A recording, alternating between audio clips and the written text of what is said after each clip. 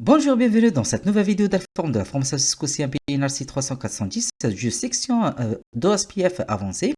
On va voir dans cette vidéo la sélection d'ID du routeur OSPF, sachant que chaque routeur OSPF sélectionne un ID de routeur qui doit être unique sur votre réseau.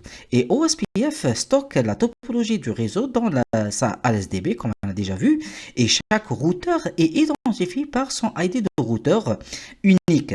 Et là, c'est par rapport aux informations qu'on a quand il envoie par les LSA.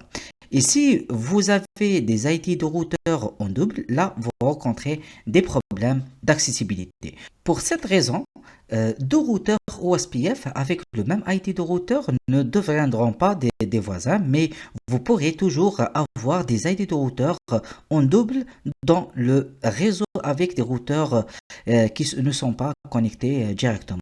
Et bien sûr, la sélection du ID OSPF des routeurs, alors là, il utilise des critères pour sélectionner un ID. La première des choses, ou le premier critère, c'est que là, on identifie nous-mêmes manuellement notre ID du routeur. Bien sûr, et l'ID, il est basé sur 32 bits, c'est-à-dire comme si on a une adresse IP. Et le deuxième critère, si on n'a pas mis manuellement le ID du routeur, l'ID de OSPF, là, notre protocole OSPF, il va sélectionner l'adresse IP la plus élevée sur les interfaces de loopback ou de bouclage. S'il n'y a pas d'interface de bouclage, là, il va sélectionner le ID ou le IP la plus élevée des interfaces physiques. Bien sûr, là, comme vous voyez, nous avons une topologie et on va faire un lab avec FNG, d'accord? Et on va bien sûr examiner comment la sélection de ID d'OSPF d'un routeur sera fait. Alors, sans tarder, on va ouvrir notre lab FNG et on va entamer notre but. Après l'ouverture de notre lab avec FNG, comme vous voyez, nous avons notre routeur qui a deux interfaces physiques et deux interfaces logiques de loopback de 0 et de 1. Alors, pour commencer, pour vérifier, il faut d'abord, on va vérifier les adresses IP des interfaces. Alors, show IP interface bref. Alors, comme vous voyez, nous avons deux interfaces physiques, gigabyte 00 et 01, d'accord, avec l'adresse IP 192.168.11.1 et le 192.168.1.1, d'accord. Et de même pour les loopbacks, nous avons la première avec l'adresse IP 1.1.1 et la deuxième avec l'adresse IP de 11.11.11, d'accord.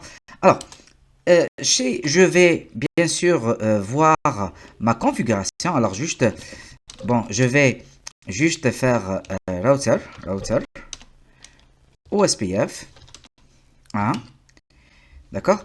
Alors, là, on va voir s'il y en a, d'accord. Alors, show IP protocols, d'accord. Et on va faire, pardon, un include, d'accord, de router ID. Alors, un R avec un R majuscule. Voilà. Alors, comme vous voyez, nous avons un ID pour notre routeur. Il a pris l'adresse IP du loopback la plus élevée qui est du 11.11.11. D'accord? Puisque là, j'ai des loopbacks. Alors, pour cette raison, c'est-à-dire, on a dit que la sélection se fait par l'adresse IP de loopback la plus élevée. Puisque on a des interfaces loopback. Alors, on va essayer de supprimer ces adresses ou ces interfaces de loopback. Et on va voir. Alors, interface loopback 0. Alors, on va supprimer ces interfaces. No, d'accord.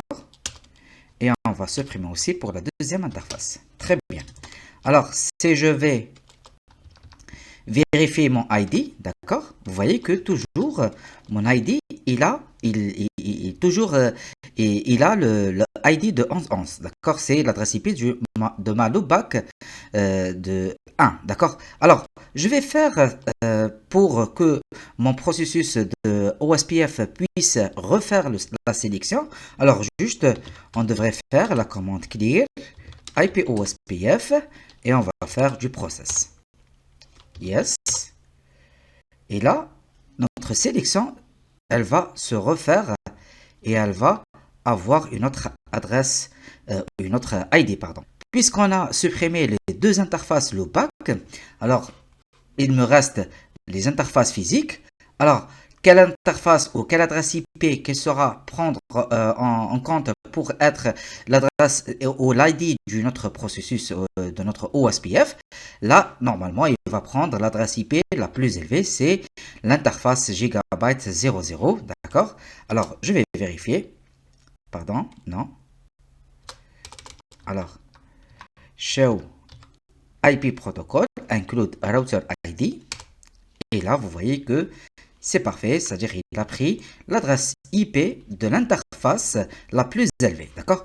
Alors, comme vous voyez, nous avons l'adresse IP de l'interface Gigabyte 00, elle est de 192.168.11.1, d'accord? Si on veut utiliser, c'est-à-dire de faire le ID de notre processus de OSPF sera sélectionné ou sera introduit manuellement. Alors là, on va voir, est-ce que, bon, je vais faire router OSPF 1 et je vais faire router ID et je vais faire un 111, d'accord, de tous les octets. Pardon, 111, 111. Très bien. Alors là, je vais faire, alors vous voyez que normalement, si je vais faire un ID de façon manuelle, sans refaire notre processus de WASPF, le calcul, alors là, il va prendre notre ID introduit manuel. Et bien sûr, comme vous voyez, notre nouvelle ou notre nouveau identifiant du routeur est visible. Mais là, juste une petite remarque que lorsque votre routeur n'a aucun voisin, OSPF modifiera immédiatement l'ID du routeur. Et si vous utilisez la commande router ID, d'accord, vous allez modifier le ID de votre OSPF du routeur. Là, vous devez bien sûr faire un recalcul ou bien sûr initialiser le processus d'OSPF. Voilà ce qu'on peut avoir avec ce petit lab d'identifiant du ID du protocole OSPF. Merci pour votre attention. Je vous donne rendez-vous pour la prochaine vidéo.